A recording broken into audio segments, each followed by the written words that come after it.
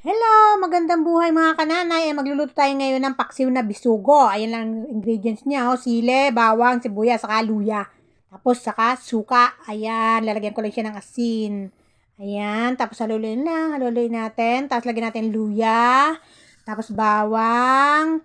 Tapos ang sibuyas. Ayan, ang sarap niyan. Paksiw mga kananay. Magpapaksiw tayo kasi ngayon pa iba-iba yung panahon. Ayan, nilagyan ko lang yan ng suka.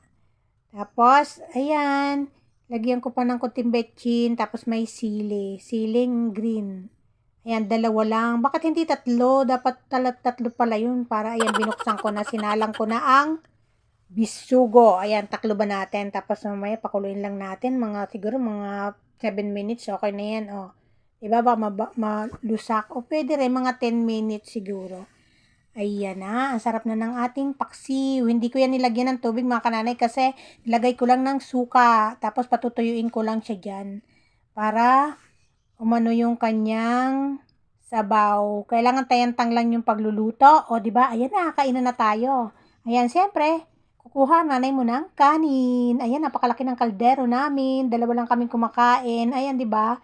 Ang laki-laki ng kaldero. Ayan, mainit-init pa ang kanin. Ayan, sarap-sarap pag mainit na kanin. Tapos meron kang paksiw na bisugo. Di ba? Ang sarap mga kananay.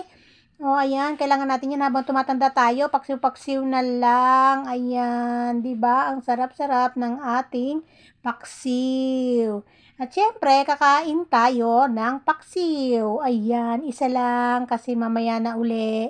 Ayan, magugas muna ako ng kamay, ha? Oh, ayan, ang sarap na ng aking paksiw. Ayun, sarap-sarap ng paksiw. O, di ba, mga kananay? Magluto rin kayo ng paksiw na bisugo. Masarap to. Di ba? Ay, si sarap. Sarap-sarap niyan. Di ba, mga kananay? Kaya, ayan. Try nyo magluto ng bisugo. Paksiw na bisugo. O, di ba? Sipsipan ng ulo. Maganda daw yung ulo, mga kananay. Maganda daw yun sa balat. O, di ba? Nabasa ko lang yon. O, eto naman ang aking si Sky. Ano ba yung pinagtripan niya yung mga nakalawit na yun? Ano yata yan ng shorts ni Ayen. Talaga namang pinag-abalahan niya kabiting-biting doon. Ano ba yan, Sky? Tigilan mo yan. Ayan, Pasko na yung aming unan. O, di ba, mga kananay?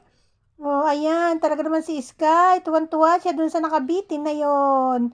Hindi na tinigilan. O, ayan na. Tumigil ka na dyan. Maligayang Pasko, mga kananay. Advance Merry Christmas. Mwah, mwah, mwah.